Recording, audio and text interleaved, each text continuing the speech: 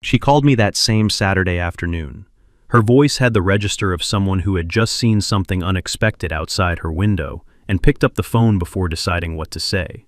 She said, "There are posts on your driveway. You can't block us." I said, "Watch me." I was a civil litigator for 38 years. I knew what a boundary dispute looked like the day it started. So, when the HOA's repaving contractor painted their guest parking stripe 18 inches into my driveway apron, I did what I had always done. I documented it.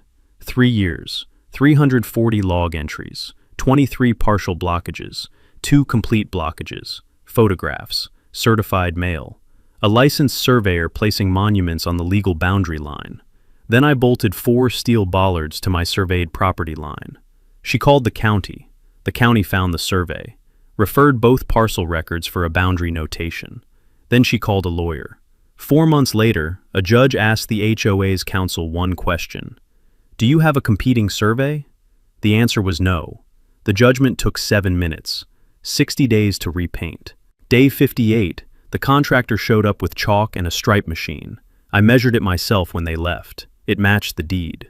Quick check before we start. Where are you watching from right now? Comment below, smash like, and subscribe for more stories like this. Glenn Mabry had spent 38 years in civil litigation, understanding that the difference between winning and losing a property dispute was almost never the strength of the underlying legal position. Both sides usually had a position. The difference was documentation. Who had recorded what, when, in what form, with what evidentiary foundation, and whether the record they had built was complete enough to survive the examination that a proceeding imposed on it.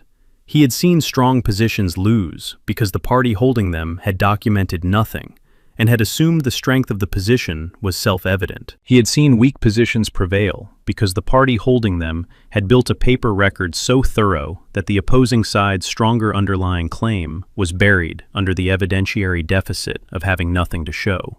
He had stopped assuming anything was self-evident sometime around his 7th year of practice, which was the year he had watched a client lose a boundary dispute that was legally unambiguous because the client had no pre-encroachment photographs, and the encroaching party had a contractor's invoice and a before and after narrative that the court had found more persuasive than an unsubstantiated claim about where a fence used to be. Glenn had never forgotten the client's expression when the judgment came down, the specific expression of a person who had been completely right about the facts and had lost anyway, because being right about the facts was not the same as being able to prove what the facts were. From that year forward, he had documented everything, not obsessively, professionally, the way that 38 years of evidentiary practice produced documentation habits that were precise and systematic, and automatic in the way that any skill becomes automatic when it has been performed correctly 10,000 times. He photographed before and after. He measured what mattered. He retained records in organized files that could be produced on request in the sequence a proceeding would require. He dated everything. He sent written notices when oral communication was insufficient, and certified mail when written communication needed a receipt. He had maintained these habits in his professional life, and, after retirement, in his personal life, not because he expected litigation, but because the habits were as natural to him as locking his door at night, a form of preparation whose cost was low and whose value was realized only when something went wrong. Something had gone wrong in the fall of 2021, and he had been ready for it. He had bought the corner lot in the Sycamore Bluff development 14 years ago, a 0.6-acre parcel on the development's southwestern corner, the lot distinguished from its neighbors by its driveway apron, which extended from his garage door to the street along the lot's southern face, and which terminated at the property line in a clean paved edge adjacent to the HOA's guest parking strip. The guest parking strip ran along the development's internal road for approximately 200 feet, a paved surface with painted space delineations, and a painted boundary line along its eastern edge that separated the HOA's common area parking from the private lots adjacent to it. Glenn's driveway apron was the first private lot surface east of that boundary line. He had read the survey when he bought the lot, the way he read every legal document associated with the transaction he was party to, completely, with the attention of someone who understood that the documents you signed defined your situation, and that understanding them before signing was not optional. The survey was a standard residential lot survey, sealed by a licensed land surveyor, showing the lot's boundary dimensions measured from the street center line at the property's southern edge.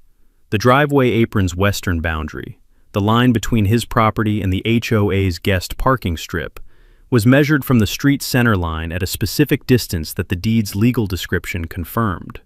He had noted the measurement and filed the survey with his closing documents, and had not thought about it again for 7 years, because for 7 years the painted boundary line between his apron and the HOA's strip had been in the correct location, and there had been nothing to think about. In September 2021, the HOA had repaved the guest parking strip. It was a routine infrastructure project. The strip's original paving had developed the surface cracking and edge deterioration that 8 years of vehicle load and freeze-thaw cycling produced in asphalt. And the board had budgeted the repaving in the annual maintenance plan and had contracted a local paving company to mill the old surface and lay new asphalt over a 2-day period in late September. Glenn had noted the project notice on the community forum and had thought nothing of it until the morning the contractor's crew arrived. He had been at the kitchen window with his coffee when the crew began setting up at 7 a.m.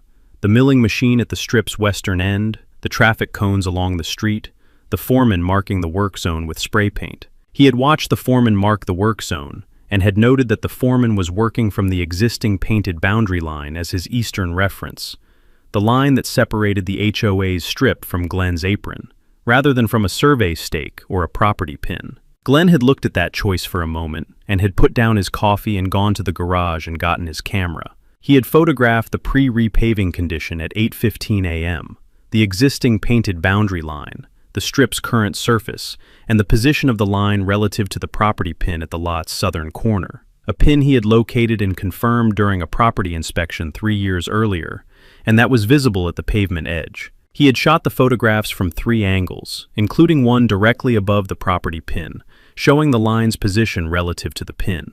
He had noted the time and date in the file name of each image. He had watched the milling operation from the kitchen window through the morning. The crew milled the existing surface. The boundary line disappeared with the old asphalt, leaving bare base course across the strip's full width. At noon, the crew broke for lunch. Glenn had gone out with his tape measure and measured from the property pin to the edge of the milled area. He had written the measurement in his documentation log, the log he had started the day the contractor arrived, the first entry dated that morning. Pre-repaving boundary line position, measurement, from property pin, consistent with deed description and original survey. The crew had returned at 1 p.m. and begun laying the new asphalt. The paving machine worked from west to east across the strip's width, and the crew's screed operator had set the eastern edge form without a survey reference, without a pin, without a stake, without anyone measuring from the property pin that Glenn had measured from at noon. The form was set by eye, approximately at the position where the milled area's edge was, which was approximately the position the old line had been, which was approximately the correct position. Approximately being the word that 38 years of property litigation experience translated instantly into the word problem. Glenn had photographed the form setting from his kitchen window with a telephoto lens, the camera on a tripod at the window, the property pin visible in the lower right corner of the frame, and the screed form visible in the frame's center. He had taken 20 photographs at 1-minute intervals as the crew set the form and began the pour, the sequence documenting the form's position relative to the property pin in real time. The crew had finished the new surface at 4:30 p.m. and had packed up and left. The new asphalt was smooth and dark, the strip's surface clean and uniform. Glenn had gone out at 5 p.m. with his tape measure. He had measured from the property pin to the new asphalt's eastern edge, the edge that the boundary stripe would be painted on when the crew returned for the line painting. The measurement was 18 inches beyond where it had been that morning, 18 inches east of the correct position, 18 inches into his driveway apron. He had measured it twice. The second measurement matched the first. He had photographed the measurement. The tape measure extended from the property pin to the asphalt edge, the measurement visible in the frame, the date and time shown on the camera's display.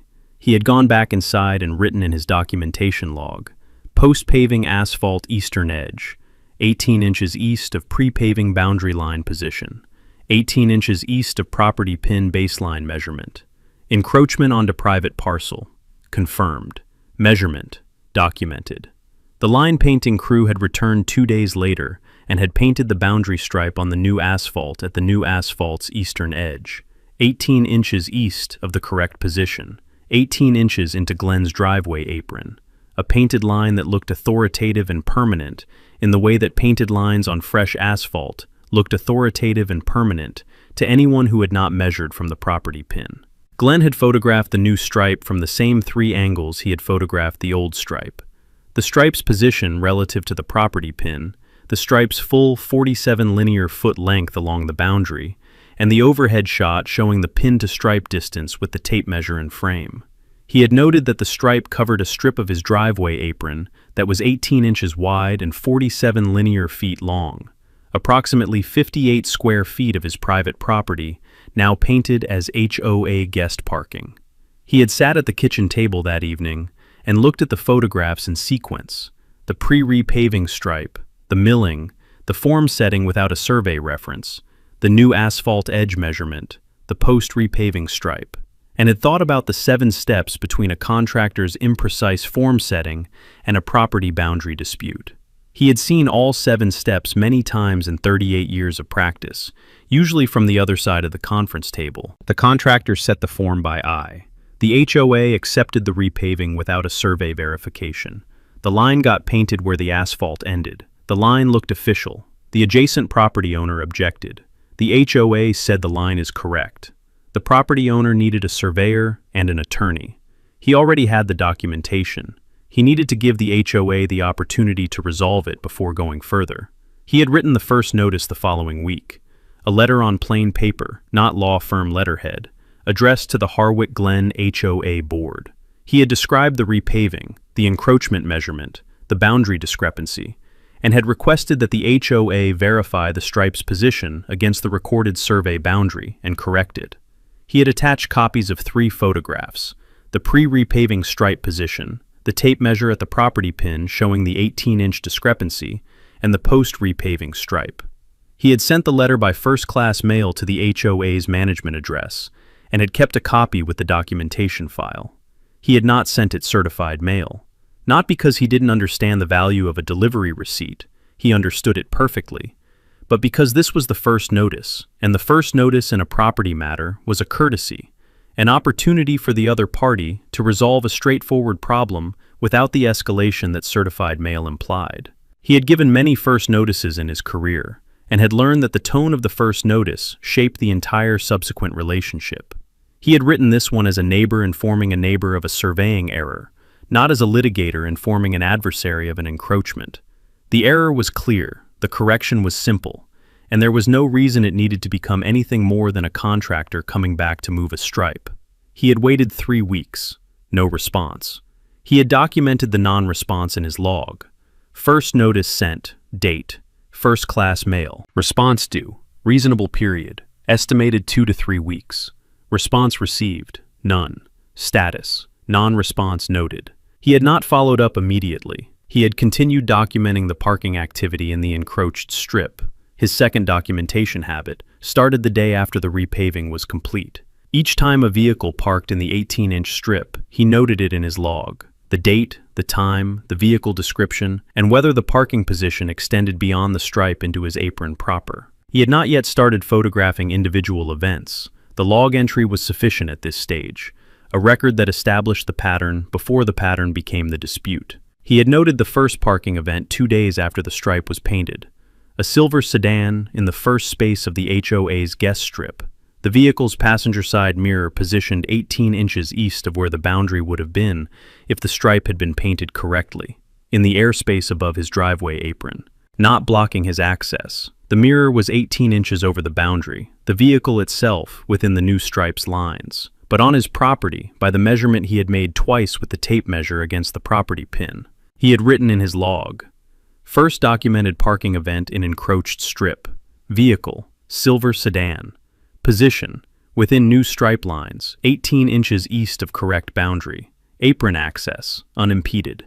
Documentation, log entry. That had been the first of 340 entries. He had closed the documentation file that evening and put it in the cabinet behind his desk. The cabinet where he kept every active documentation file, organized alphabetically by subject, each file with a cover sheet that listed the file's opening date, the subject, and the current status. The cover sheet on this file said, Sycamore Bluff HOA, driveway apron encroachment, opened, date, status, first notice sent, non-response noted, monitoring ongoing. He had looked at the cover sheet for a moment before closing the cabinet. He had written cover sheets for hundreds of files in 38 years. He knew what the status line would say when the file reached its resolution, however long that took. It would say, matter recorded. It always said that at the end, when the documentation was complete and the record was permanent and the thing that had been wrong had been corrected and confirmed in the form that made the correction durable. He closed the cabinet and went to make dinner. Outside, the new asphalt was smooth and dark in the evening light, the boundary stripe white and authoritative at the wrong position. 58 square feet of his driveway apron painted as someone else's parking lot. The property pin at the pavement's edge, marking the correct boundary the way it had always marked it and would continue to mark it regardless of where any contractor painted any line. The pin was in the ground, the deed was in the cabinet, the photographs were in the file. He had time. The documentation log's second entry was dated 3 days after the first. A white SUV in the second space of the encroached strip, parked with its passenger side wheels on the stripe line, the vehicle body extending 18 inches east of the correct boundary, in the same configuration as the silver sedan, 3 days earlier. Glenn had noted it in the same format: date, time, vehicle description, position relative to correct boundary, apron access status, unimpeded. He had written the entry and gone back to what he had been doing. By the end of the first month, he had 14 entries. By the end of the third month, he had 41. The pattern was consistent. Guest vehicles using the HOA's strip parked within the painted lines. The painted lines 18 inches east of the correct boundary. The vehicle's passenger sides and mirrors, and occasionally their doors when opened, extending over the line where his apron actually began, not blocking his access in those early months. Present on his property in the technical and legal sense that his tape measure and his deed established, but not yet causing the kind of direct physical interference that would move the matter from documentation phase to active dispute phase. He had learned in 38 years that documentation phases had their own value, independent of whether they produced a proceeding. A complete documentation record changed the negotiating dynamic when negotiation eventually happened, not because it intimidated the other party, but because it removed ambiguity. A party that knew the opposing party had 3 years of dated log entries and photographs had no credible basis for claiming the encroachment was new, or intermittent, or disputed in its extent. The record was the record. You could argue about its implications, but you could not argue about its existence. He had continued the log through the winter, through the spring, through the following summer. The entries accumulated with the regularity of a system that ran on its own once established. A vehicle parked in the encroached strip, a log entry, a date and time and description, the file building the way that properly maintained files built, incrementally and without drama. The first partial blockage occurred in the development's second spring after the repaving. A large pickup truck that had parked in the last space of the HOA's guest strip, the space immediately adjacent to Glenn's driveway approach, and had positioned itself with the truck bed extending past the stripe into his apron, and angled slightly so that the combination of the truck's length and the angle of the park had reduced his driveway approach to approximately 8 feet of clear width. His car required 10 feet of clear width to enter and exit without a multi-point turn.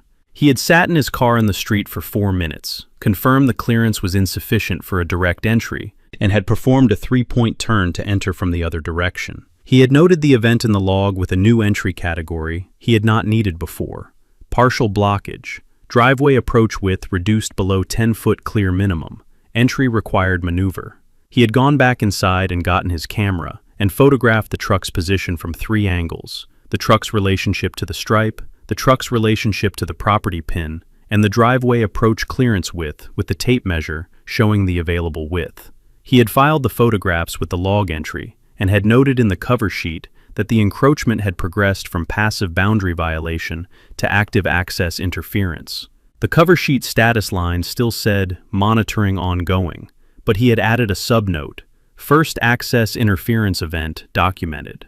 The partial blockages accumulated over the following months, not every week, not even every month, but with sufficient regularity that by the end of the second year he had documented 23 of them, each with a log entry and most with photographs. The pattern was not malicious. The vehicles were guest parkers who were parking within the painted lines as they understood them, doing what guest parkers do, unaware that the painted lines were 18 inches east of where they should be, and that the space they were using extended onto a private driveway that belonged to the man in the corner lot house. They were not at fault. The stripe was at fault. The contractor who had set the form by eye was at fault. The HOA that had accepted the repaving without a survey verification was at fault. The board president who had not responded to the first notice was at fault. The two complete blockages were different in kind from the partial blockages, and Glenn had treated them differently in his documentation. The first complete blockage occurred on a Saturday afternoon, in the development's 2nd October after the repaving. A catering van associated with an event at the community center had parked lengthwise along the full width of the guest strip's last two spaces, the van's body extending 18 inches past the correct boundary into Glenn's apron, and the van's length sufficient to block his driveway approach entirely. He had arrived home at 2:30 p.m. to find the van in position and his driveway inaccessible. He had parked on the street, taken 22 photographs of the van's position, measured the blockage from the property pin, and written a contemporaneous log entry with the time of arrival, the time of the blockage discovery, and the duration. He had checked every 30 minutes, and the van had remained in position until 5:45 p.m., when the catering crew had returned and moved it. He had been on the street for 3 hours and 15 minutes. He had noted the duration in the log, with the specific precision of someone who understood that duration was an element of damages in any access interference claim, and that noting it accurately, the documentation habit was not burdensome. Glenn had maintained case files for 38 years, files that were updated daily during active litigation and weekly during monitoring periods, files whose entries were brief and precise, and whose value was cumulative rather than immediate, each entry adding one more data point to a pattern that would be visible only when the full record was examined in sequence. He had kept files on matters that never became disputes, and files on matters that became trials, and the discipline of maintaining them had been identical in both cases, because you never knew which category a matter was going to fall into until it had already fallen. The driveway apron file had been updated 340 times in 3 years before it became a dispute in the formal sense. Glenn had documented each parking event in the encroached strip with the same brief entry format he had used for the first event the day after the stripe was painted. Date, time, vehicle description, position relative to the correct boundary, and whether the vehicle's position impeded his driveway access. Most entries were 3 lines. The ones involving partial or complete blockages were longer. Those he photographed. The photographs filed with the log entry by date, the sequence building a visual record that corresponded to the written record line by line. He had established the documentation format in the first week and had not changed it in 3 years, because consistency in a log was its own form of credibility, a record that used the same format for every entry, that noted unremarkable events with the same precision as significant ones, that was demonstrably not curated to tell a story, but was simply a record of what had happened, carried its own evidentiary weight in a way that selective documentation never did. He had explained this to clients for 38 years. Document everything in the same format. Document the ordinary events as carefully as the extraordinary ones, because a log that only contains the events that support your position looks like what it is. The first year's log ran 112 entries, an average of slightly more than 2 parking events per week in the encroached strip, with 3 partial blockages in the spring, when a series of HOA community events had filled the guest strip to capacity, and vehicles had parked past the stripe into his apron proper. The partial blockages had not prevented him from using his driveway. They had required him to pull in and out at an angle, the vehicle's nose or tail extending into the encroached strip's airspace on the side opposite the parked car. He had noted each one with the vehicle description and the degree of apron intrusion and had moved on. The first complete blockage had occurred in November of the first year, a Thursday evening. A catering van parked in the last space of the guest strip, with its rear end extending fully across the painted boundary and blocking Glenn's driveway entrance at a width that his vehicle could not pass. He had come home at 6:15 to find the catering van at his driveway and had parked on the street and had walked to the community center to find the event in progress.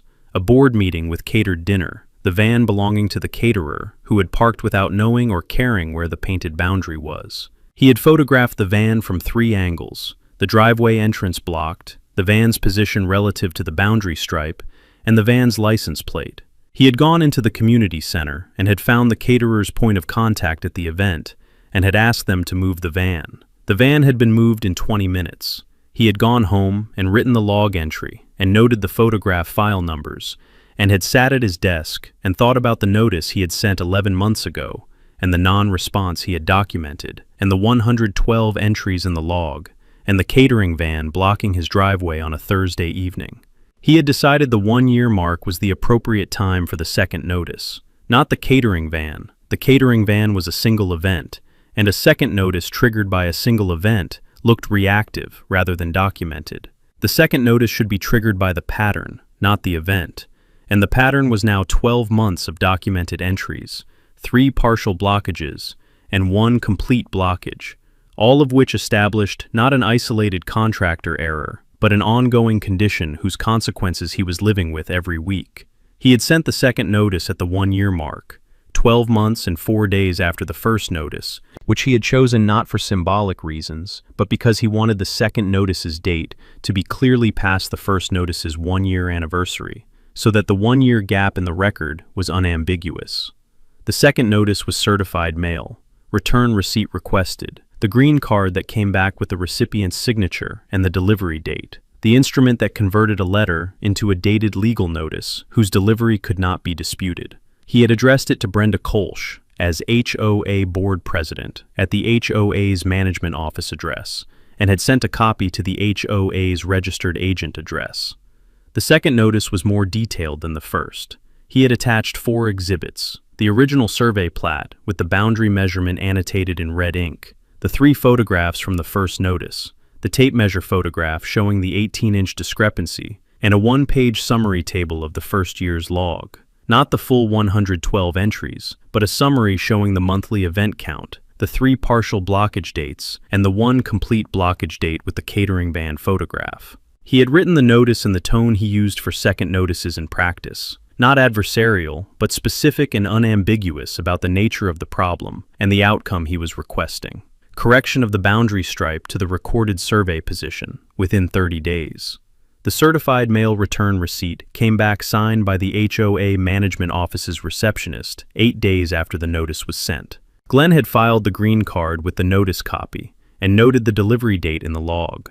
Brenda's response had arrived 3 weeks later, not certified mail, first class, a single page on HOA letterhead, signed by Brenda as board president. Glenn had read it at the kitchen table with his coffee, and had noted its content in the log before filing it in the documentation folder. The response said, the board had reviewed the matter and wished to inform the resident that the boundary stripe between the HOA's guest parking strip and the adjacent private lot had been painted by the HOA's licensed paving contractor during the 2021 resurfacing project. The contractor had painted the stripe in the correct location based on the development site plan and the prior stripe's position.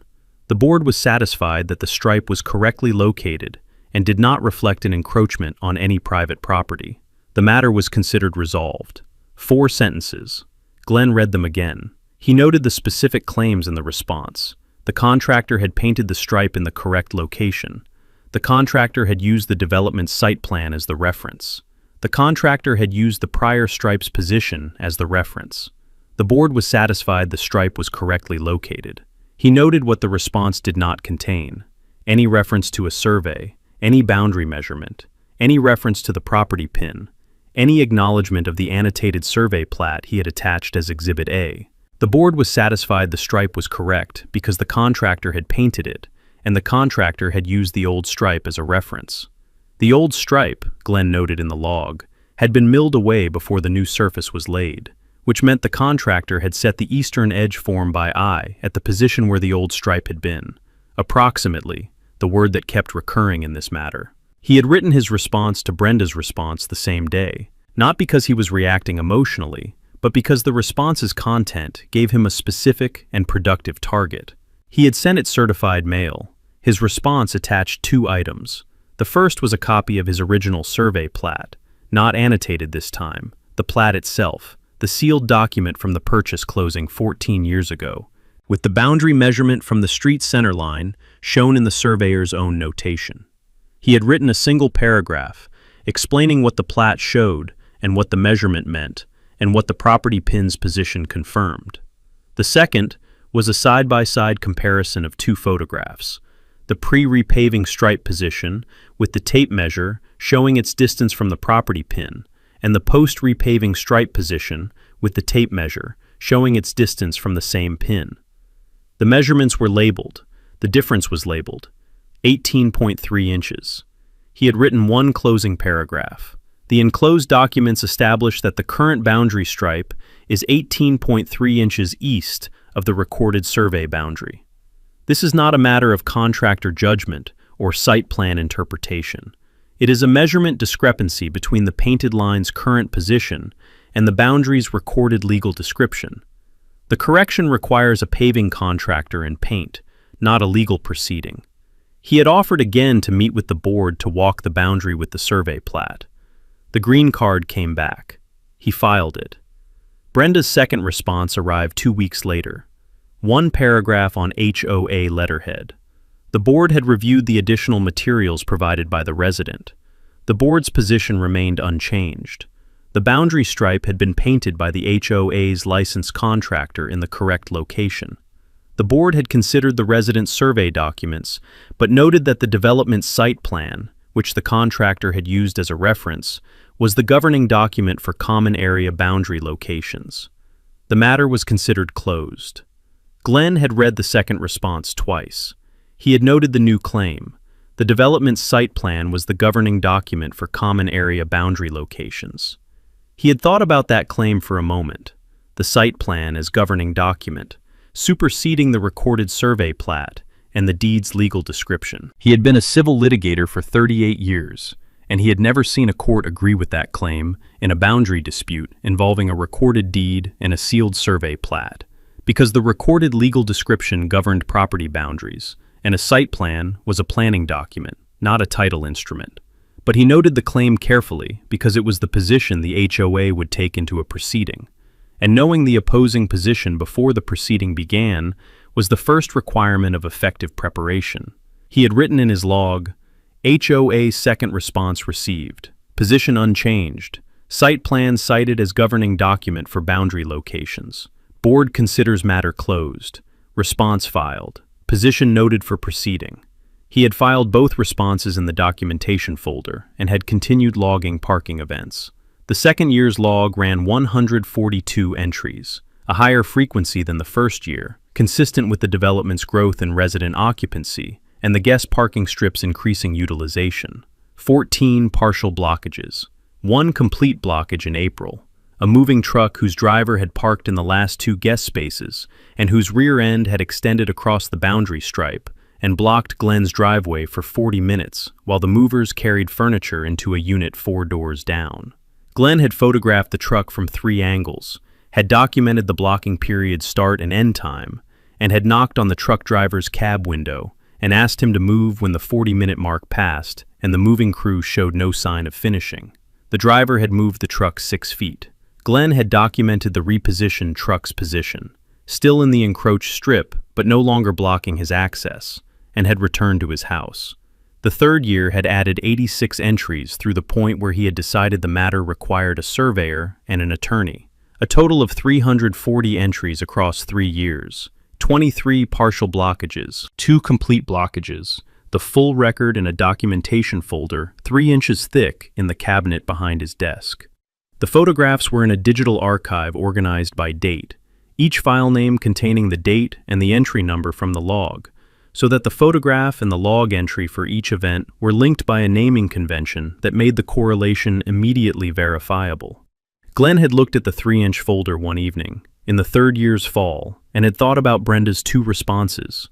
The painted line is correct, the site plan governs, the matter is closed, and about the property pin at the pavement's edge, and the 18.3-inch measurement, and the 340 log entries, and the sealed survey plat in the closing documents file. He had thought about the specific shape the next steps would need to take: a licensed land surveyor to place monuments and produce a sealed plat that documented the encroachment formally, and Judith Crane to convert that documentation into a legal demand that the HOA could not characterize as a resident's complaint and dismiss with a one-paragraph response. He had called Marcus Teal the following Monday. Marcus was 58, a licensed land surveyor who had operated his own survey practice in the county for 22 years, and whose work Glenn had encountered in 7 property cases over the years, always on the other side of the conference table, which had given Glenn a precise understanding of how Marcus worked and what his sealed plats looked like under examination. Marcus produced complete, defensible surveys. His monument placement was precise, and his plat notation was specific, and his measurements were taken from the controlling monuments in the county's survey control network rather than from adjacent features, which meant his work was traceable to the primary geodetic control and could not be challenged by a competing survey without first challenging the control network itself. Glenn had explained the situation in 10 minutes. He had described the encroachment, the measurement, the HOA's position, and what he needed. A formal boundary survey of the driveway apron's western edge, with monuments placed at the controlling boundary points, and a sealed plat documenting the boundary's recorded position and its relationship to the current painted stripe. He had sent Marcus his closing survey plat and the deed description by email that afternoon. Marcus had called back the following day and said, "I can see the discrepancy from the deed description. The stripe is east of the legal boundary. I'll need to place monuments and run the traverse from the section corner control. 3 days of field work, 1 week to plat." He had given Glenn a fee estimate that Glenn had accepted without negotiation, because the fee for a properly conducted formal boundary survey was not a variable he was going to optimize. He had noted the call in his log. Marcus Teal retained. Formal boundary survey, driveway apron western edge. Field work, date. Plat, estimated date. Purpose, encroachment documentation, monument placement. He had closed the log and looked at the documentation folder in the cabinet and thought about the 340 entries and the 2 certified mail receipts and Brenda's 1-paragraph response saying the matter was closed. The matter was not closed. It was documented. Those were different conditions, and Glenn had spent 38 years understanding the difference.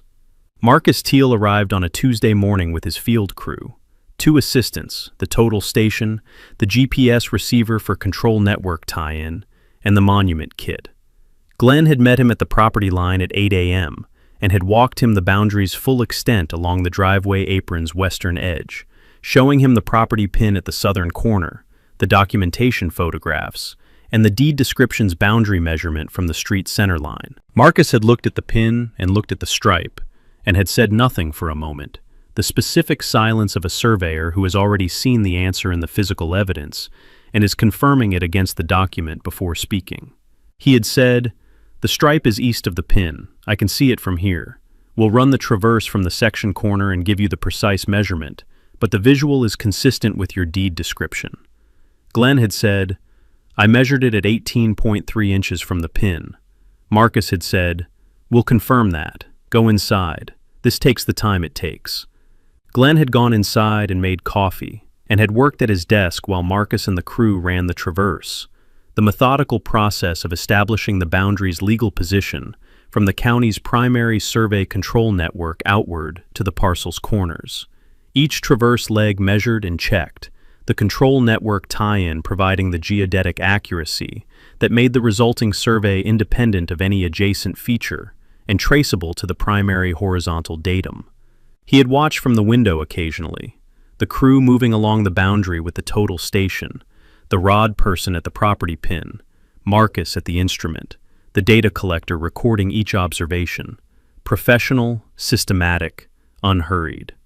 The field work had taken 2.5 days. On the 3rd morning, Marcus had placed the monuments, aluminum caps set in concrete at the controlling boundary points, each cap stamped with Marcus's license number and the survey date, the monument positions matching the legal boundary's recorded coordinates to the precision that the county's survey control network supported. He had placed 4 monuments, one at the southern property corner adjacent to the street, one at the driveway apron's northern terminus, where the boundary turned east, and 2 intermediate points along the 47 linear-foot boundary run. The monuments were set at grade, flush with the pavement surface where the boundary ran along the asphalt, the caps visible but not projecting above the surface. Marcus had called Glenn out when the last monument was set, and had shown him the boundary's physical position relative to the painted stripe. The westernmost edge of the stripe was 18.3 inches east of the monument line, the monument line running 47 linear feet from the southern corner monument to the northern terminus monument, the stripe running parallel to it 18.3 inches to the east, the gap between the two lines representing 58 square feet of Glenn's driveway apron that had been painted as HOA guest parking for 3 years. Marcus had said, 18.3 inches. Your measurement was accurate. Glenn had looked at the 4 monument caps in the pavement, and at the stripe 18.3 inches east of them, and had said, file the plat with the county survey records. Marcus had said, standard procedure. Plat will be ready in a week. The sealed plat had arrived at Glenn's email a week later, a PDF of the full-size document, the original to be filed with the county. Glenn had read it with the attention he gave to every legal document whose content would determine the strength of a position. The deed description, the control network tie-in, the traverse data summary, the monument descriptions, the boundary line dimensions, and the critical findings stated in the plat's notation block in Marcus's careful surveyor's hand. The painted boundary stripe between the HOA guest parking strip and the adjacent private parcel number, is located 18.3 inches east of the recorded parcel boundary, as established by this survey. The stripe does not represent the legal boundary between the parcels.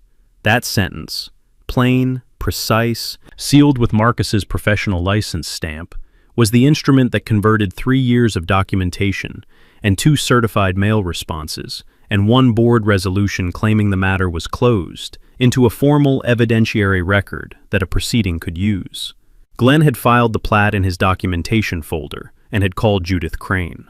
Judith had been his law partner for 11 years, the middle 11 years of his practice, the period when the firm had been Mabry and Crane and had handled the full range of civil litigation, with an emphasis on property and municipal matters.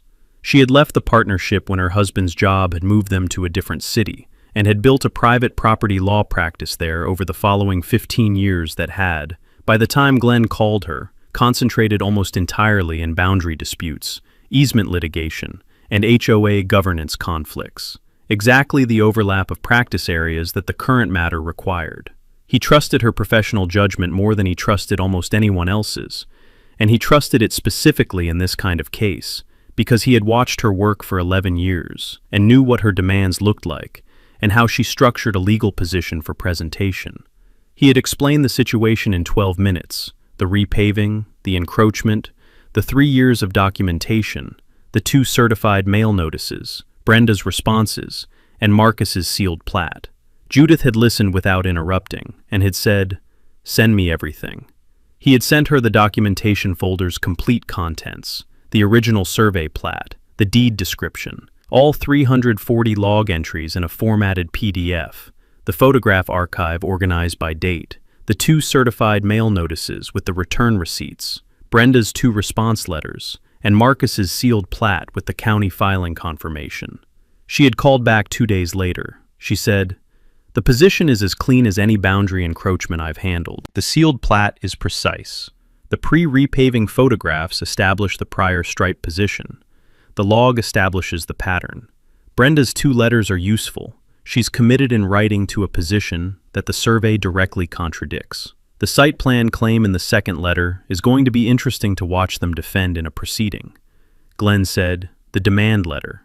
Judith said, "Goes out this week. I want 30 days for the correction, which is reasonable for a restriping job that costs them a few $100s.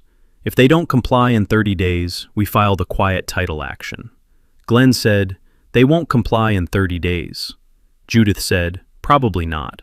But the 30-day demand is the procedural step before the filing, and it gives them one more documented opportunity to resolve a simple problem simply. When they don't take it, their non-compliance becomes part of the record." She sent the demand letter Thursday of that week. certified mail, return receipt, to Brenda Kolsch as HOA board president, to the HOA's registered agent, and to the HOA's management office. The letter was 4 pages. The first page was the factual record, the 2021 repaving, the encroachment, the 3 years of documented parking events, the 2 prior notices, and Brenda's responses. Judith had summarized the prior correspondence precisely, quoting the relevant sentences from Brenda's letters and noting the claims they contained. Contractor painted the line in the correct location. Site plan is the governing document. Matter is closed. The second page was the survey. Judith described Marcus Teal's credentials. 22 years in practice, county licensed, survey control network tie-in methodology, and summarized the plat's findings. The current boundary stripe is 18.3 inches east of the recorded parcel boundary, as established by a formal boundary survey conducted from the county's primary survey control network. The encroachment covers 58 square feet of the adjacent private parcel. The plat is filed in the county's survey records. She attached a reduced copy of the plat as Exhibit A. The third page was the legal framework. Judith cited the county's property records, the deed description, as the governing instrument for boundary location, and the established principle that a recorded deed description superseded any site plan, contractor's work product, or painted line as the legal boundary between parcels. She addressed Brenda's site plan claim directly. A development site plan is a planning and permitting document used during the construction approval process. It is not a title instrument and does not govern or modify the recorded legal description of any parcel within the development. The recorded deed description governs. The deed description, confirmed by Marcus Teal's sealed survey, places the boundary 18.3 inches west of the current stripe. The fourth page was the demand. The HOA was directed to restore the boundary stripe to the correct location, the location established by Marcus Teal's monument line, within 30 days of the letter's receipt. The correction required removing or overpainting the existing stripe and painting a new stripe at the monument line's position. The HOA was also directed to acknowledge in writing that the encroachment had existed since the 2021 repaving, and that the current stripe did not represent the legal boundary. If the HOA did not comply within 30 days, Judith's client would file a quiet title action in county court to establish the boundary's legal position by court judgment, and would seek reimbursement of all legal fees and survey costs as damages attributable to the HOA's 3-year failure to correct a documented encroachment after receiving written notice. Judith had included one final paragraph that Glenn had suggested during their drafting call.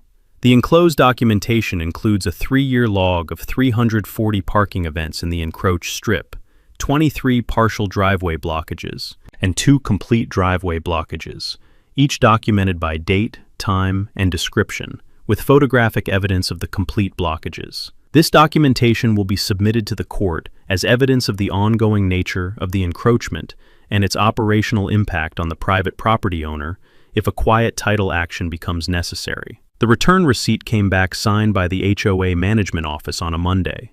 Judith filed the receipt. Glenn noted the delivery date in his log. Brenda convened the board the following Thursday. Not a noticed member meeting, a board-only session, closed to residents. Glenn did not know the meeting's content from attendance, but he would know it from the response letter that arrived 10 days after the demand's delivery, and from the meeting minutes posted to the community forum 3 weeks after that, and from what the minutes recorded about the vote and the discussion, and the one dissenting voice that the minutes noted without elaboration. The response letter was 3 pages on HOA letterhead, signed by Brenda, with a notation at the bottom that indicated the HOA's general counsel had been consulted. It was the first indication in 3 years of correspondence that the HOA had involved legal counsel in the matter, which Glenn noted in his log with the observation that legal counsel's involvement at this stage, after 2 prior notices and a sealed survey and a formal legal demand, was consistent with the pattern he had seen in practice. The other party engaged counsel when the matter reached a formality they could no longer manage with a 1-paragraph board response. The response's first page restated the HOA's position.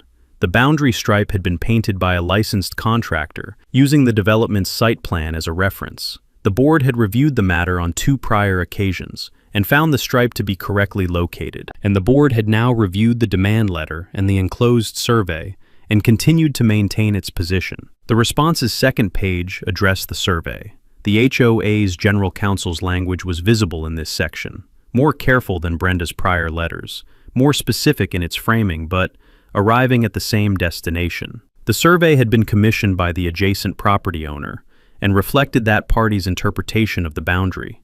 The development's site plan, prepared by the development's engineer and used as the reference for all common area infrastructure during construction and subsequent maintenance, showed the guest parking strip's eastern boundary at its current painted location.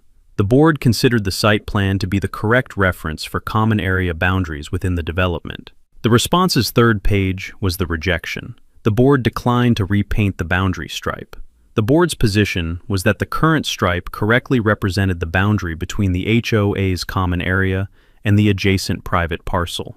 The board considered the demand letter's claims to be without merit and would defend the HOA's position if a legal proceeding was initiated. Glenn had read the response letter at the kitchen table that evening and had noted 2 things. First, the HOA's counsel had not produced a competing survey. The response had characterized Marcus's survey as reflecting Glenn's interpretation of the boundary, but it had not attached a survey of the HOA's own and had not claimed that one existed.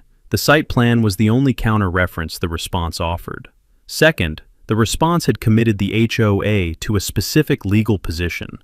The site plan governs common area boundaries, in writing, in a document that would be introduced as an exhibit in the quiet title action. He had noted both observations in his log and had called Judith. She had said, "They rejected the demand." He had said, "They rejected the demand." No competing survey. Site plan as the governing document. She had said, "I'll have the quiet title filing ready by end of week." He had said, "File it." He had put the phone down and looked at the documentation folder. 3 years of log entries, 340 parking events, 23 partial blockages, 2 complete blockages, 2 certified mail receipts, 2 HOA responses, Marcus Teal's sealed plat, and now Judith's demand letter and the HOA's rejection. The folder was approximately 4 inches thick. He had noted the thickness the way he had noted the thickness of every case file that had built to the point of filing. Not with satisfaction exactly, but with the recognition that a file of this completeness, supporting a position this clearly established, was a filing whose outcome was determined before it began. He had closed the folder and put it back in the cabinet. The quiet title action would ask the court one question: where is the boundary?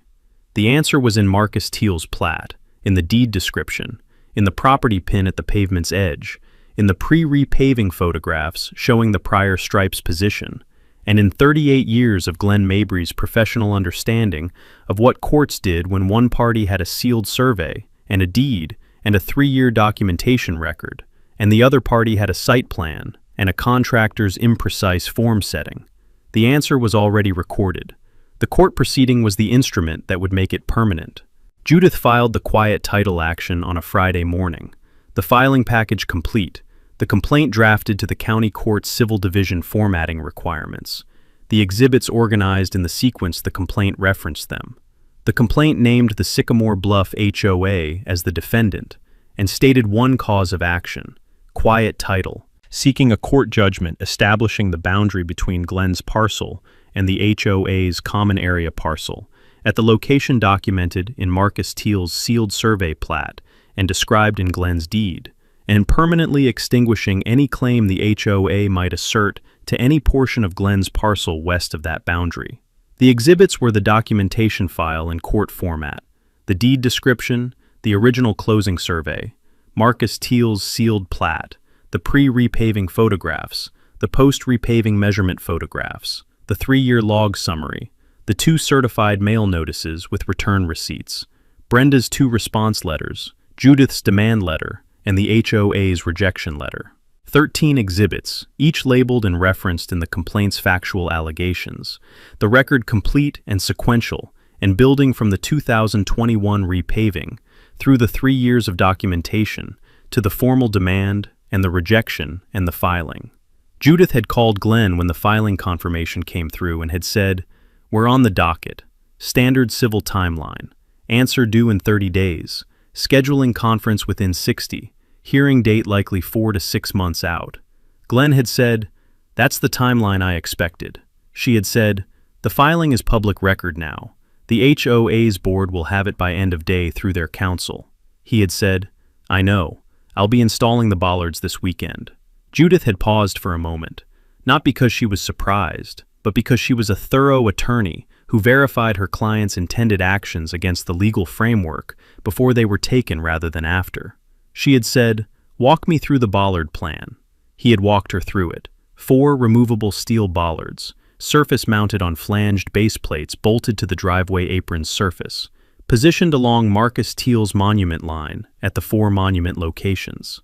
The bollards were on his property, inside his parcel boundary as established by the survey. They were removable. The flanged base plates were bolted, not embedded in concrete, so they could be unbolted and removed in 30 minutes with a socket wrench. They were painted white. Each bollard was 36 inches tall and 4 inches in diameter, the standard dimensions for a vehicle deterrent bollard, available from any commercial hardware supplier. He had told her the spacing. The 4 bollards were positioned at intervals corresponding to the HOA guest parking strip standard parking space width, 9 feet, the width of each marked space in the strip.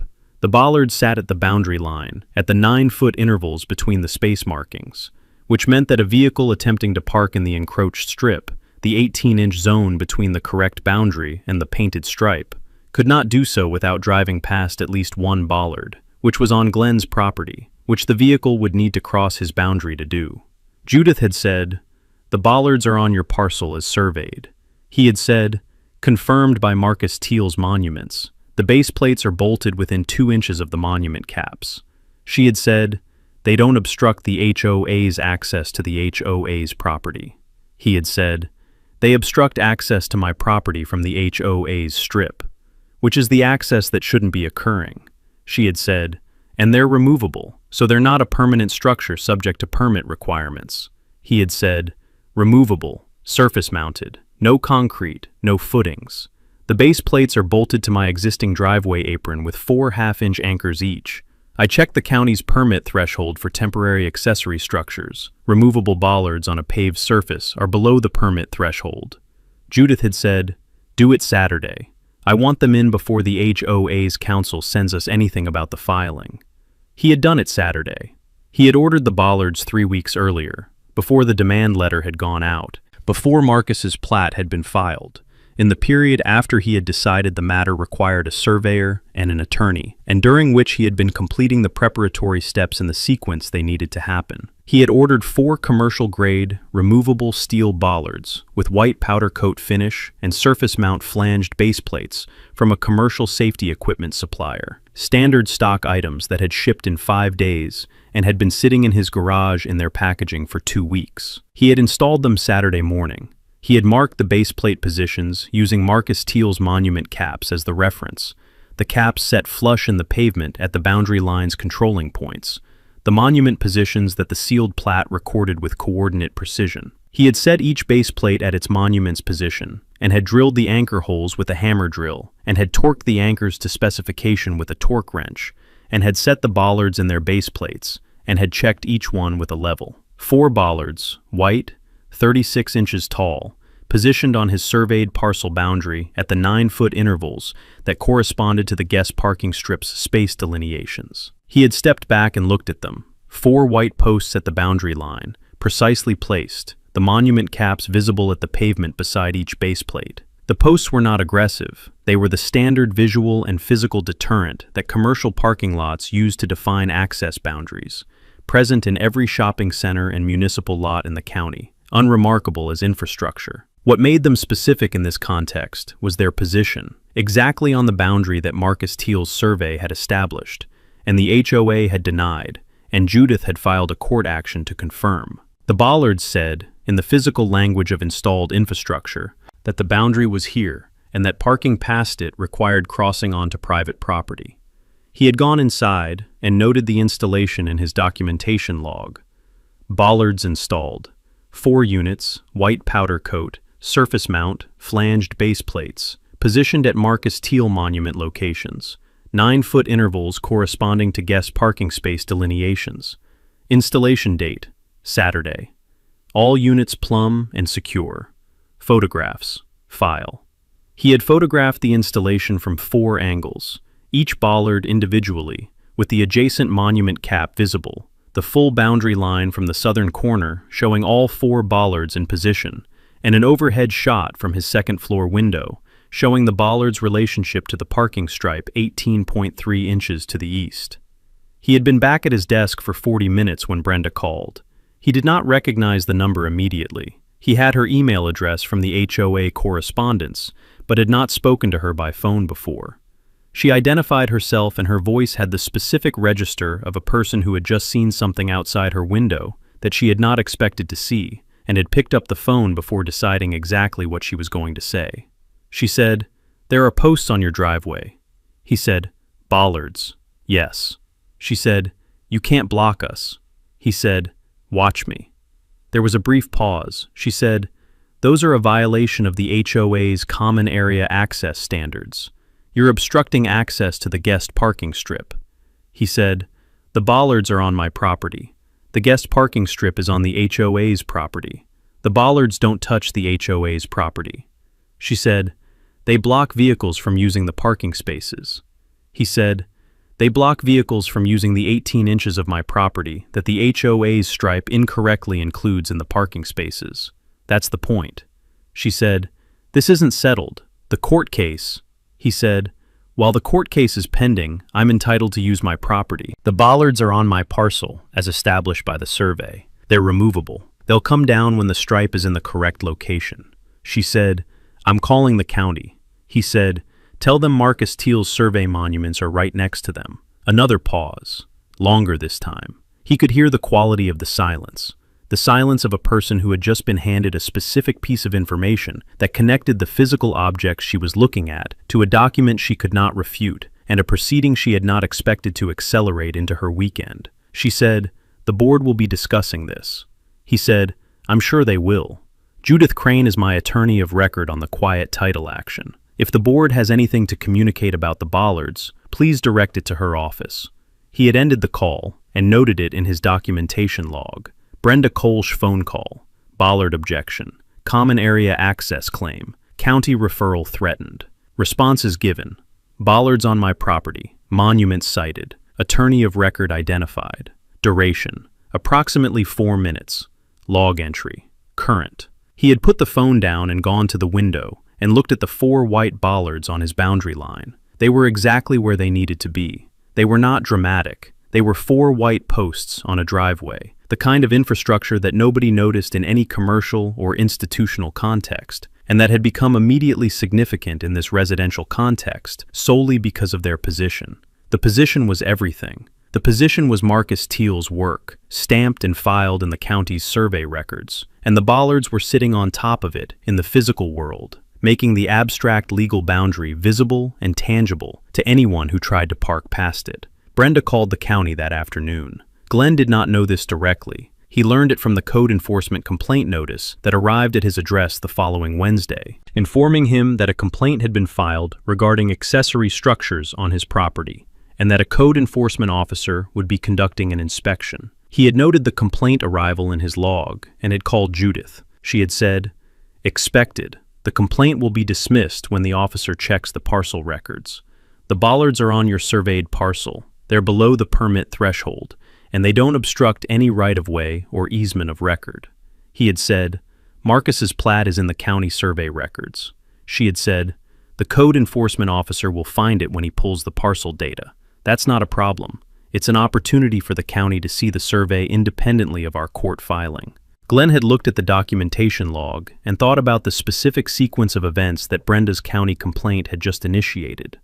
A code enforcement officer pulling the parcel records and finding Marcus Teal's sealed plat and looking at the bollard positions against the survey and arriving at the same conclusion that Glenn and Marcus and Judith had arrived at, from a completely independent institutional perspective, without Glenn's involvement or prompting. He had written in his log, "County code enforcement complaint received. Bollard objection. Officer inspection scheduled. Marcus Teal plat in county survey records. Officer will find it. Outcome: anticipated. He had closed the log and gone to check the bollards one more time. 4 white posts at the boundary line, the monument caps beside them, the parking stripe 18.3 inches to the east, the encroached strip empty of vehicles for the first time in 3 years, because the physical deterrent was now present that the painted stripe had never been. The driveway apron was dry and undisturbed behind the bollards. The property pin was at the pavement's southern edge, where it had always been. The deed was in the cabinet. The bollards would come down when the stripe was right. Until then, they were doing exactly what 38 years of property litigation experience had designed them to do, making the boundary real in the physical world, while the court made it permanent in the legal one.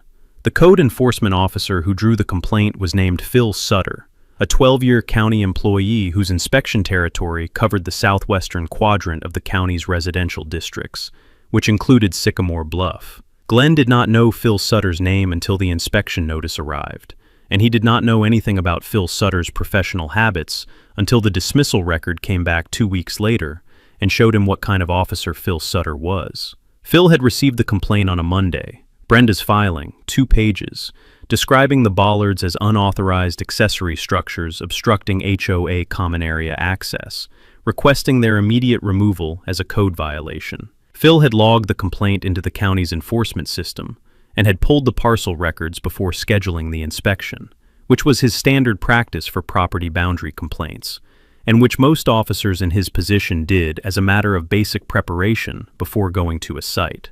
A code enforcement officer who arrived at a property boundary complaint without having read the parcel records was an officer who was likely to spend the inspection being managed by whichever party had the more persuasive narrative. And Phil had been managed by persuasive narratives early in his career and had learned to prefer documents. He had pulled 2 parcel records, Glenn's residential parcel and the HOA's common area parcel. The residential parcel record showed Glenn's deed, the deed's recording date, the parcel's legal description, and the survey record associated with the parcel. The survey record showed 2 surveys, the closing survey from 14 years ago, and a more recent survey filed 8 weeks prior, Marcus Teal's sealed plat, recorded in the county's survey records under the parcel number, with the filing date and Marcus's license number in the record header. Phil had opened Marcus's plat and read it. He had read the plat's finding notation. The boundary stripe is located 18.3 inches east of the recorded parcel boundary, and had looked at the plat's drawing, which showed the monument line and the stripe's position in clear graphic relationship. He had pulled the HOA's common area parcel record and had read the common area's deed description and had confirmed that the HOA's parcel's western boundary ran along the same line that Marcus's monuments established as Glenn's parcel's eastern boundary. The 2 deed descriptions agreed with each other and agreed with Marcus's survey. The stripe was east of both. He had noted his pre-inspection findings in the complaint file and had scheduled the site inspection for Thursday. He had arrived Thursday morning at 9 a.m. in the county's code enforcement truck, the complaint file on his tablet, the parcel records loaded. Glenn had been at his desk and had seen the truck from the window and had gone to the door and introduced himself. Phil had shaken hands and had said he was there for the code enforcement inspection on the bollard complaint, and would Glenn mind if he looked at the installation. Glenn had said, "Of course," and had walked him to the boundary line. Phil had looked at the 4 bollards and had looked at the monument caps beside each base plate and had crouched at the first monument and looked at the cap, the aluminum disc with Marcus's license number and the survey date stamped into the surface, set flush in the pavement at the boundary line's controlling point. He had stood up and looked at the parking stripe 18.3 inches east of the monument and had said nothing for a moment. Glenn had said, "The bollards are positioned at the monument locations from the survey filed 8 weeks ago. The base plates are within 2 inches of each monument cap." Phil had said, "I saw the survey and the parcel record before I came out." He had looked at the stripe again. He had said, "The stripe is east of the monument line." Glenn had said, 18.3 inches per the survey. Phil had taken photographs of each bollard and its adjacent monument cap, the full boundary line from the southern corner, and the stripe's position relative to the monuments. He had measured the base plate's distance from the nearest monument cap at each bollard location and had noted the measurements in the complaint file. He had looked at the street right-of-way and the driveway apron and the HOA's parking strip and had confirmed that the bollards did not extend into the street right-of-way and did not obstruct any recorded easement in the parcel records. He had said, "I'm going to need to check one more thing." He had gone back to his truck and had sat for 10 minutes with his tablet. Glenn had watched from the door, the officer in the truck cab with the tablet, the stillness of someone reading carefully.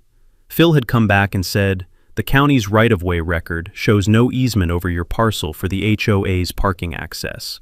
Nothing recorded." Glenn had said, "Correct. No easement of any kind."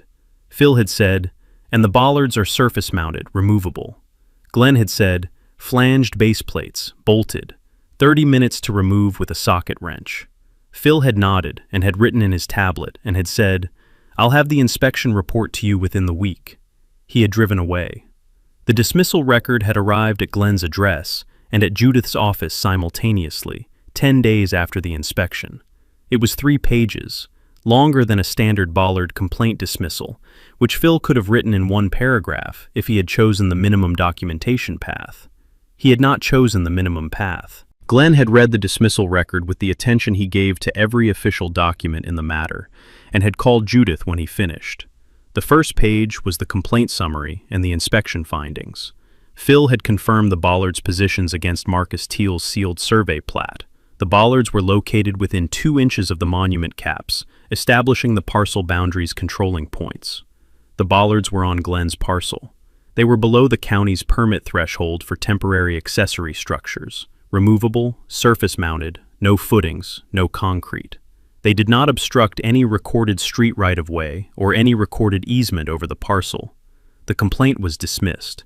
The second page was the notation that Glenn had not expected, though Judith had anticipated it. Phil had written, "In reviewing the parcel records in connection with this complaint, this office noted that the HOA's guest parking stripe, as visible during the site inspection, appears to be located east of the recorded parcel boundary, between the HOA's common area parcel and the adjacent residential parcel, based on the boundary location established in the sealed survey plat filed in the county's survey records. The stripe's position appears to include a strip of approximately 18.3 inches of the adjacent residential parcel within the HOA's marked parking area.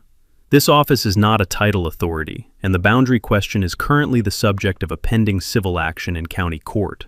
However, consistent with this office's standard practice of referring apparent boundary discrepancies identified during inspections to the county's property records office, this matter is hereby referred for a boundary notation on both parcel records. Phil had referred the matter to the county's property records office in the same document that dismissed Brenda's complaint. The complaint Brenda had filed to remove the bollards had produced the county finding that the bollards were lawfully placed, and a county referral that put the boundary discrepancy in both parcel records. Glenn had called Judith and read her the second page. She had said, "Phil Sutter." He had said, 12-year officer, Southwestern District. She had said, "He did the work." The referral to property records is more useful than the dismissal in some ways. The dismissal resolves the bollard complaint, but the property records notation puts the boundary discrepancy in the permanent parcel record where any title search will find it.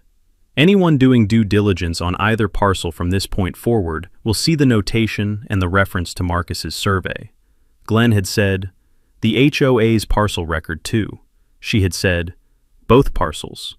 The HOA's common area parcel will carry a notation flagging the boundary discrepancy on its own record. That changes their exposure calculation. Any HOA board member who does even basic due diligence before voting on this matter will find the notation in the parcel record. They can't claim they didn't know after this. The county's property records office had processed Phil's referral within the week.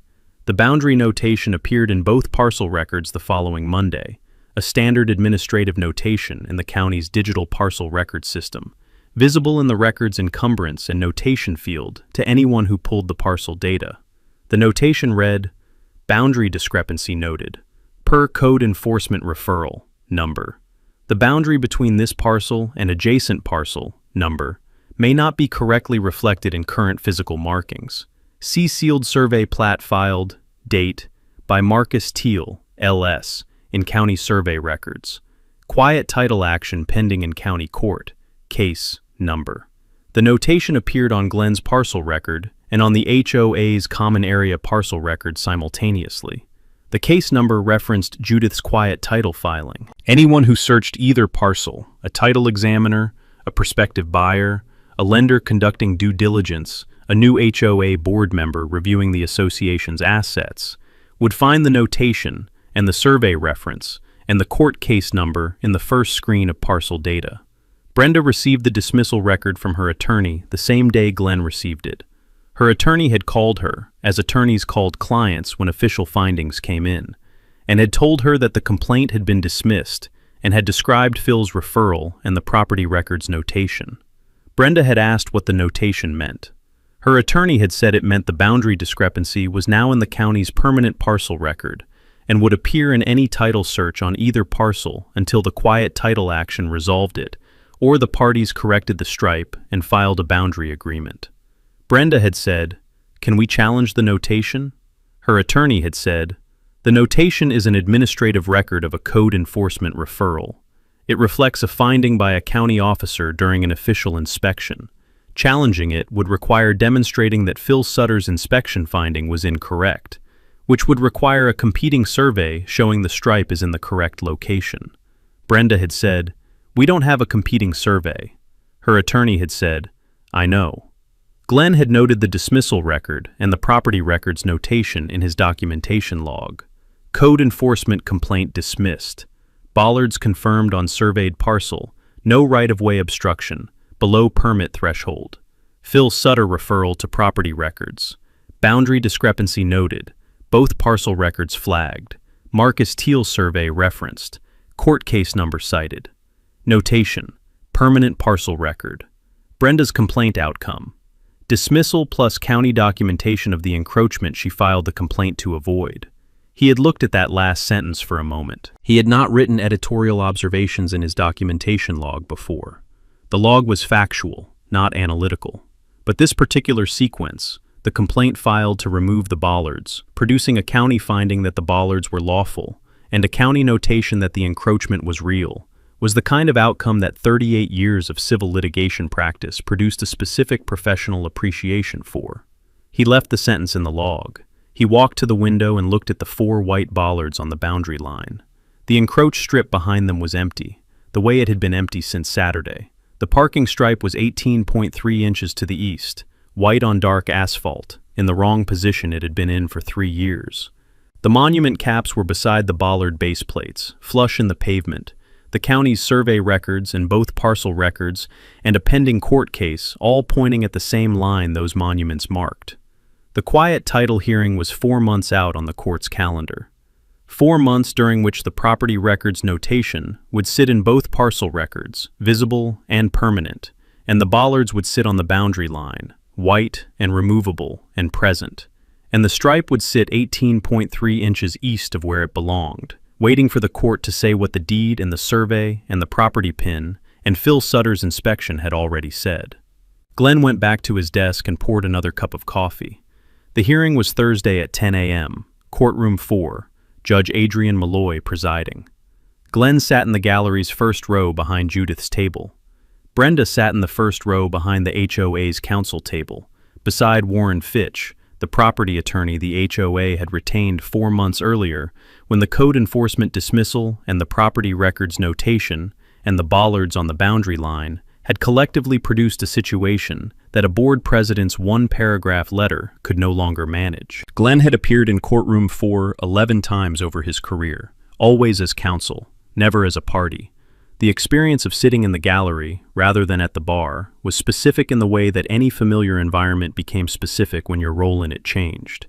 He knew exactly what was happening at both tables, and why, and the knowledge made him a composed client, and made Judith's job easier, because she did not need to explain the proceeding to him. He watched it the way a retired surgeon watched an operation, informed, attentive, and no longer responsible for the instruments. Judith presented first. She introduced the deed, the recorded boundary description, the measurement from the street center line, the legal description in the county's property records. She placed the original closing survey beside it on the exhibit board, the same boundary measurement, confirmed 14 years ago by a licensed surveyor at the time of purchase. The 2 documents said the same thing about the same line. She let the board stand without commentary while Judge Malloy read both. She called Marcus Teal. He testified in the register of a professional who had done this work for 22 years and who had testified before, precise, measured, without embellishment. He described the methodology: control network tie-in from the section corner, traverse to the parcel boundary, monument placement at the controlling points. He described the finding. The current boundary stripe is located 18.3 inches east of the recorded parcel boundary, as established by the survey. He described the monuments: aluminum caps, flush in the pavement, stamped with his license number and the survey date. Judith asked him one question she had told Glenn she was going to ask. In your professional opinion as a licensed land surveyor, does the current painted stripe represent the legal boundary between the two parcels? Marcus said, no. The legal boundary is the monument line. The stripe is 18.3 inches east of the legal boundary. Warren cross-examined for 12 minutes, circling the methodology: control network accuracy, traverse precision, monument placement tolerances, in the way an attorney probes an expert when he has no competing expert and no competing data. He found nothing. Marcus answered each question in the same precise register he had used on direct, the methodology holding against each probe because it was sound work done by a careful practitioner who had anticipated the cross-examination when he wrote the Platts methodology section. Judge Malloy asked Marcus one question from the bench. When a contractor repaints a boundary stripe without using a survey reference, what is the typical source of discrepancy? Marcus said, usually the contractor uses the prior stripe as the reference, or sets an edge form by eye at approximately the prior position. Small errors in visual estimation produce discrepancies in the new stripe. In this case, 18.3 inches, consistent with a screed edge form set by eye without a survey reference. Judge Malloy made a note and looked at Warren. Warren presented the HOA's case with 3 exhibits: the 2021 repaving contract, the contractor's work completion record signed by the HOA's property manager, and Brenda's 2 response letters. The repaving contract specified milling, overlay, and restriping. It did not specify a survey reference for the boundary stripe. Warren did not highlight that absence. Glenn noted it. He called Brenda. She testified that the contractor had completed the work to the HOA's satisfaction, that the HOA had used the stripe as the boundary reference for 3 years, and that the board's position was that the painted line was correct. Judith's cross-examination was 7 questions. Did the contractor use a survey to determine the stripe's location? No. The contractor used the site plan and the prior stripe. Is the site plan a sealed survey plat prepared by a licensed land surveyor and filed in the county's survey records?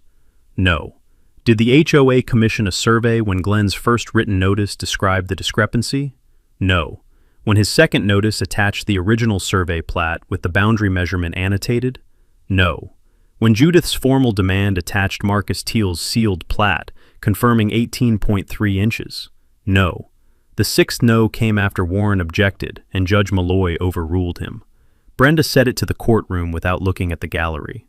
The 7th question Judith asked while looking at the note she had made when Warren introduced Brenda's response letters. Your second letter to Mr. Mabry stated that the site plan is the governing document for common area boundary locations. Can you cite the specific provision in the HOA's declaration or bylaws that establishes that? Warren objected. Judge Malloy overruled. Brenda said she would have to review the documents. Judith said, no further questions. Warren's closing was 8 minutes.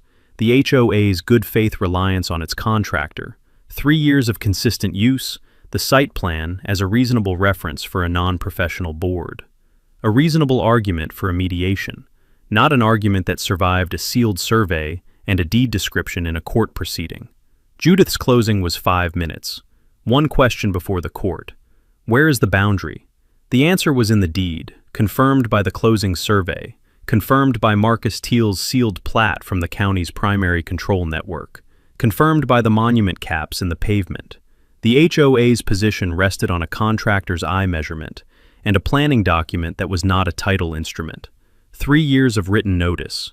No survey ever commissioned. The boundary was where the deed said it was. Judge Malloy looked at her notes. She looked at the exhibit board. She looked at Warren. She said, Counsel, I have one question. Do you have a survey contradicting Mr. Teal's plat?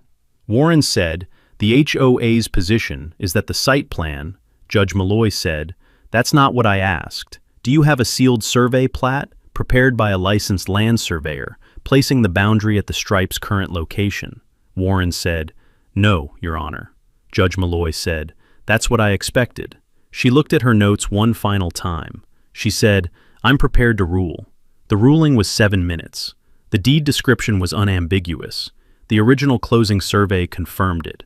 Marcus Teal's sealed plat, conducted from the primary survey control network with monuments at the controlling boundary points, confirmed the stripe was 18.3 inches east of the recorded boundary. The HOA had presented no competing survey and no title instrument supporting the stripe's current position. The site plan was a planning document, not a title instrument, and did not govern or modify the recorded deed description. The court finds in favor of the plaintiff. The boundary is the monument line. The stripe encroaches 18.3 inches onto the plaintiff's parcel.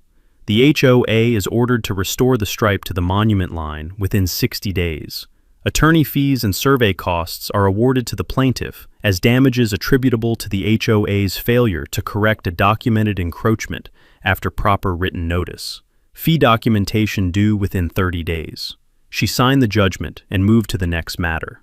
Glenn sat in the gallery's first row and looked at the courtroom's front wall for a moment. The specific quality of watching a proceeding end in the outcome the documents had always supported. The result that had been fixed from the day the contractor set the screed form by eye, and the day Glenn had gone to the garage for his camera. He had seen this moment from the other side of the bar hundreds of times. It looked the same from the gallery. The record had been complete. The question had been simple. The answer had been in the deed. Judith gathered her exhibits and turned to him and said, 60 days. He said, "I know." They walked out of courtroom 4, past Warren Fitch writing notes at the HOA's table, and past Brenda in the gallery's last row, her coat in her lap, looking at nothing in particular, with the expression of a person who had held a position for 3 years because she had believed the painted line was the boundary, and had discovered, in a 7-minute ruling, that a painted line was not a deed, and a site plan was not a survey, and that the difference between those things was 18.3 inches, and 3 years, and a judgment that was now in the county court's permanent record. Glenn nodded to her as he passed.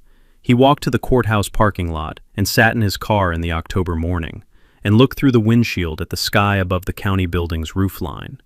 The judgment was in Judith's file. The monument line was in the pavement. The bollards were on the boundary.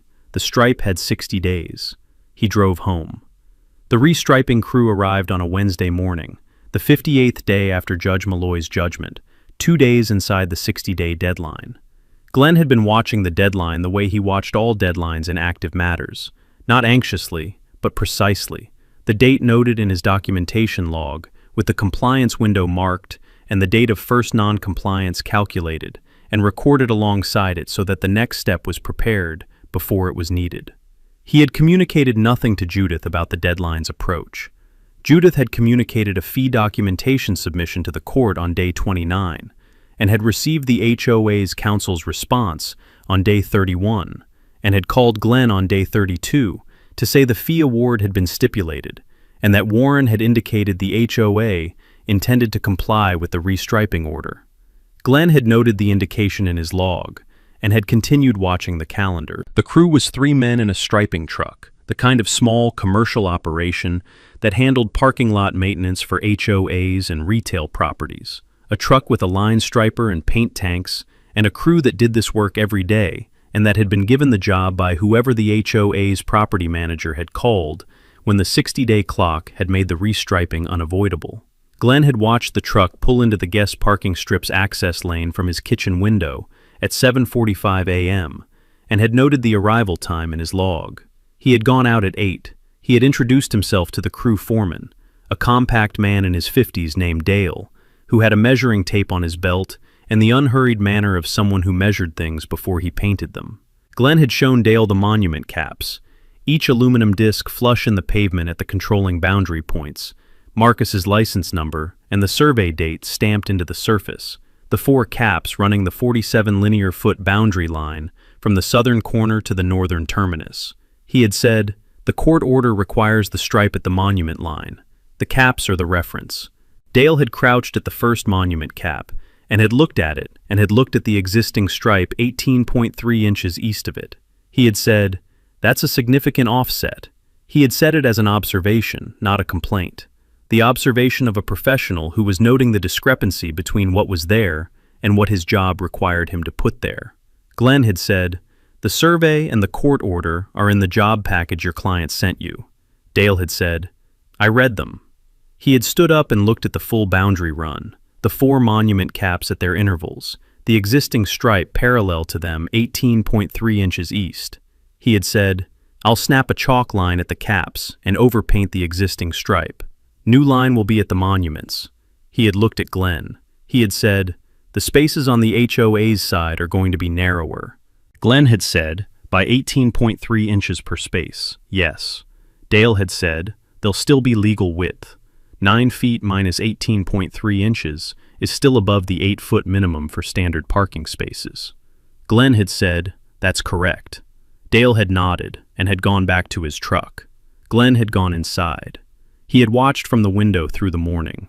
Dale had snapped chalk lines at the monument caps, the blue chalk line running the 47 linear feet from the southern corner monument to the northern terminus monument, straight and precise at the boundary's legal position. The crew had taped the existing stripe and had applied the overpaint first, a gray coating over the existing white stripe's 18.3-inch offset, obscuring the incorrect line without removing the asphalt beneath it. Then the new stripe, white paint along the chalk line, Dale running the line striper himself on the boundary run, the stripe emerging white and clean at the monument line's position. The crew finished at 11:40 a.m. Dale had packed the equipment and had walked the new stripe once from the southern corner to the northern terminus, looking at the line's position relative to the monument caps, each cap visible at the stripe's inside edge, the line running clean and straight between them. He had photographed the completed work from 3 angles, the photographs going into his job completion record.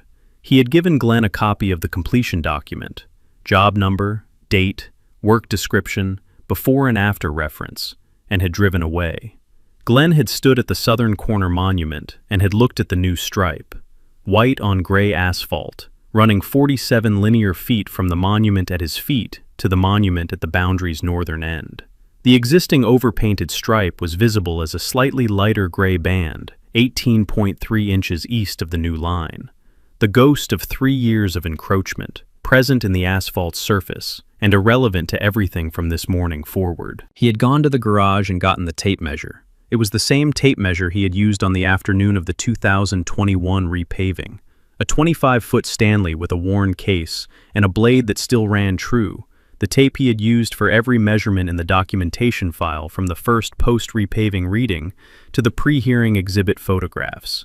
He had used it to establish the encroachment, and he would use it to confirm the restoration, the same instrument producing the same kind of measurement at the same boundary, 3 years and 4 months later. He had started at the property pin at the southern corner, the pin that had been in the pavement since the development was built, the controlling point that the deed description referenced and the closing survey had confirmed, and Marcus Teal's traverse had used as the starting point for the boundary establishment. He had set the tape's hook on the pin and had walked it north along the boundary line to the new stripe's inside edge. The measurement matched the deed. He had measured it again from the pin to the stripe at the boundary's midpoint, where the second monument cap sat. The measurement matched. He had measured it a third time at the northern terminus, pin to stripe at the monument cap's location. The measurement matched. He had stood at the northern terminus monument with the tape measure in his hand and had looked south along the 47 linear feet of restored boundary. The stripe white and new at the monument line, the property pin at the far end, the 18.3 inches between the old stripe's ghost and the new stripe's position visible in the asphalt surface record of what had been there and what was there now. He had gone back inside and opened the documentation log and written, "Restriping completed. Wednesday, day 58 of 60-day compliance window. Dale, surname, contractor. New stripe positioned at Marcus Teal monument line per court order. Measurement confirmed. From property pin at southern corner, consistent with deed description at 3 points. Boundary restored. Survey confirmed. Court order satisfied. Matter recorded." He had looked at the last 4 sentences for a moment. They were the same 4 sentences he had written at the close of every matter that had resolved correctly in 38 years of practice, the formulation that his documentation habit had produced whenever a file reached its end. The condition restored, the instrument confirmed, the order satisfied, the record permanent. He had written it hundreds of times at the close of cases. This was the first time he had written it in his personal documentation log, for his own property, for a boundary that was 47 linear feet of driveway apron that he had measured with a tape measure on an afternoon 3 years ago when the paint was still wet. He had closed the log and gone to the garage. The 4 bollards were on their pallet in the garage corner where he had stored them since the installation, the 4 white steel posts in their base plates, the anchor hardware in a labeled bag beside them. He had removed the bollards from the boundary line that morning, before the restriping crew arrived, unbolting the base plates with the socket wrench in the same 30 minutes he had estimated when he had described the installation to Judith. The bolt holes in the driveway apron's surface were visible, 4 sets of 4 anchor holes at the monument locations, the only physical record of the bollards' presence. He would fill them with concrete patching compound, and they would be invisible within a week. He had set each bollard on the pallet in the sequence he had removed them, north terminus first, then the 2 intermediate positions, then the southern corner, the reverse of the installation sequence. He had looked at them on the pallet for a moment. 4 white posts, powder coat finish unmarked by the months on the boundary line, the base plates clean, the anchor hardware in the bag. He had covered them with a tarp and put the socket wrench back in the tool cabinet. The bollards had done what they were installed to do. They had made the boundary physical, during the 4 months the court proceeding had taken to confirm what the deed and the survey had always said. They had made it impossible to park in the encroached strip without crossing Glenn's property line, which had made the encroachment visible and tangible in a way that 3 years of written notices and 1 sealed survey had not made it visible to the people using the strip. And they had produced Brenda's phone call, the specific conversation that had given the story's title its hinge, the 2 lines that had said in 12 words what the documentation file had established over 3 years and 4 inches of paper. "You can't block us. Watch me." The bollards were in the garage. They would stay there. He had no use for them, and no intention of disposing of them. They were the physical record of what it had taken to move a painted line 18.3 inches in the correct direction, and he kept physical records. Brenda had resigned from the HOA board on a Monday, 2 weeks after the restriping, a 3-sentence resignation letter to the board, effective immediately. Glenn had learned it from the community forum's administrative posts, where board changes were announced. He had noted it in his documentation log without commentary. The new interim board president was a man named Howard Garrett, a unit owner who had joined the board 8 months earlier and who had voted against the counter letter in the same 4-to-1 vote that the meeting minutes had recorded, with Patricia Noel's dissent noted. Howard had been the second dissenting voice, his vote recorded alongside Patricia's in the minority. He had said nothing publicly about the boundary dispute during its resolution. He had become interim president when Brenda's resignation left the seat vacant, and the board's remaining members had voted him into the position on the same call where they had accepted Brenda's resignation. Howard had called Judith's office on his 3rd day as interim president. He had asked one question: should the correspondence file go into the HOA's permanent governance record? Judith had called Glenn and relayed the question. Glenn had said, "Tell him yes." All of it, from the first unanswered notice to the court order. Howard had entered the complete correspondence file into the HOA's permanent governance record. Every letter, every certified mail receipt, every board resolution, the court filing, the judgment. The file ran from Glenn's first notice in 2021 to Judge Malloy's order and the fee award stipulation, the complete chronological record of what had happened between a contractor's imprecise form setting and a court judgment confirming an 18.3-inch encroachment. Any future board member reviewing the HOA's governance history would find it in the permanent record, in sequence, dated, complete. Howard had sent Glenn a brief note confirming the filing. Glenn had noted it in his documentation log and had filed the note. He had walked the boundary one more time on the Friday after the restriping, not with the tape measure, just walking it, the way he had walked the wall in the other story. The 47 linear feet from the southern corner monument to the northern terminus monument. The new stripe white at the monument line, the driveway apron clean and unobstructed on his side of the line. He had looked at the 4 anchor hole sets in the apron surface, the bolt holes from the base plates, the ghost of the bollards in the pavement, the same way the overpainted stripe was the ghost of the encroachment in the asphalt. Both ghosts fading on their own schedule, the pavement carrying the record of what had been there, the way that all surfaces carried records if you knew what to look for. He had walked back to the garage and put the tape measure on the shelf above the bollard's pallet, the worn Stanley with the blade that still ran true, set on the shelf in the casual way that tools were put away when their job was done. He had looked at the tape measure on the shelf and the bollards on the pallet and had gone inside. He poured a cup of coffee and sat at the kitchen table and looked out the window at the boundary line. The stripe was white and correct at the monument line. The driveway apron was his, fully, the way the deed said it was, and the way Marcus Teal's plat confirmed it was, and the way Judge Malloy's judgment now said permanently it was. The documentation log was in the cabinet. The file was complete. The matter was recorded. He drank his coffee.